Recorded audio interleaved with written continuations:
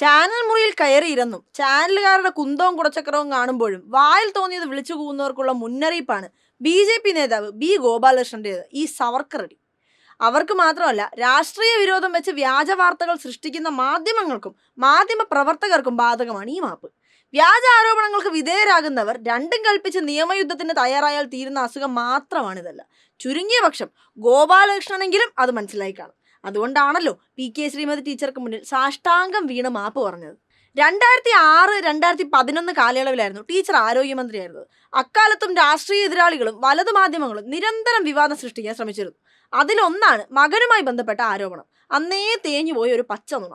പക്ഷെ ആ നുണ 7 വർഷം കഴിഞ്ഞ് ഗോപാലകൃഷ്ണൻ ചാനൽ മുറിയിൽ കയറിയിരുന്ന് ആവേശം മൂത്ത് വിളിച്ചുകൂവി. ടീച്ചറുടെ മകൻ സുധീർ നടത്തുന്ന pharmaceutical company medical services corporation മുഖേന മരുന്ന് വിതരണം ചെയ്ത് ലക്ഷങ്ങളുടെ അഴിമതി നടത്തിയെന്നായിരുന്നു 2018 ജനുവരി 25-ന് ചാനൽ ചർച്ചയ്ക്കിടെ ഉന്നയിച്ചത്. ഇതിനെതിരെ ടീച്ചർ കണ്ണൂർ 1ാം ക്ലാസ് മജിസ്ട്രേറ്റ് കോടതിയിൽ മാനനഷ്ട കേസ് നൽകി. സുധീറിന് മരുന്ന് കമ്പനി പോയിട്ട് മരുന്ന് കടയെന്നല്ല മുറുക്കാങ്കട പോലും ഇല്ല. എന്നിട്ടും ആരോപണം ഉന്നയിക്കുകയായിരുന്നു ഗോപാലകൃഷ്ണൻ ചെയ്തത്.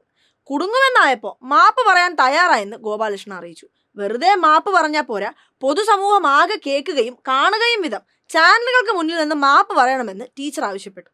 ഒരു ഒളിപ്പുമില്ലാതെ അതും സമ്മതിച്ചു. അങ്ങനെ ടീച്ചറെയും ടീച്ചറുടെ അഭിഭാഷകൻ അരുൺകുമാറിനെയും സാക്ഷിയാക്കി മാപ്പ് പറഞ്ഞിരിക്കുന്നു.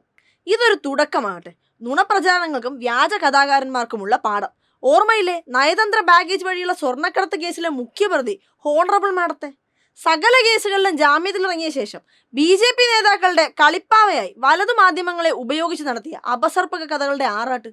ബിരിയാണി ചെമ്പ് തൊട്ട് പല സൃഷ്ടികളും, ഒരടിസ്ഥാനവുമില്ലാത്ത പുലമ്പലുകൾ. ആദ്യമൊക്കെ ഒരു കള്ളക്കടത്തുകാരിയുടെ ജൽപ്പനം എന്ന നിലയിൽ അവഗണിച്ചു. എന്നാൽ ഭ്രാന്തിന്റെ സകല സീമകളും ലംഘിച്ചപ്പോൾ CPIM സംസ്ഥാന സെക്രട്ടറി MV ഗോവിന്ദൻ മാസ്റ്റർ സിവിലായും ക്രിമിനലായും കേസ് ഫയൽ ചെയ്തു. കേസ് ഇപ്പം നടന്നു വരികയാണ്. അതിനുശേഷം ഓണറബിൾ മാഡത്തിന്റെ പൊടി പോലും ഇല്ല കാണാൻ.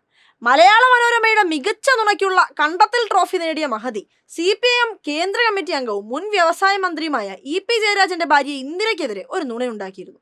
ആ നുണവാർത്തയുടെ പേരിൽ പത്രത്തെ ഏതാനും മാസം മുമ്പാണ് കണ്ണൂർ മുൻസിഫ് കോടതി ശിക്ഷിച്ചത്. ചാനൽ കാതികൻ ഹാഷ്മി കഴിഞ്ഞ ദിവസമാണ് എറണാകുളം കോടതിയിൽ നിന്ന് ജാമ്യമെടുത്തത്. അപകീർത്തികരമായ പച്ച നുണ വിളിച്ചു കൂവിയതിനെതിരെ അഡ്വക്കേറ്റ് അരുൺകുമാർ ഫയൽ ചെയ്തതാണ് ആ കേസും. ഈ പാത എല്ലാവരും തുടരണം. എന്ത് കള്ളവും അടിച്ചുവിടും, ആരുണ്ടവിടെ ചോദിക്കാനെന്ന മാധ്യമ അഹന്ത അവസാനിപ്പിക്കണം. ചാനൽ മുറിയിൽ കയറിയിരുന്ന് പുലമ്പുന്ന ജയശങ്കരന്മാരെയും ചാനൽ കുന്തവും കുടച്ചക്രവും കാണുമ്പോൾ അപസ്മാരബാധിതരാകുന്ന PC ജോർജുമാരെയും വരച്ച വരയിൽ നിർത്തണം. ഇതിനെല്ലാം തുടക്കമാവട്ടെ ഈ പരസ്യ മാപ്പ് പറച്ചിൽ.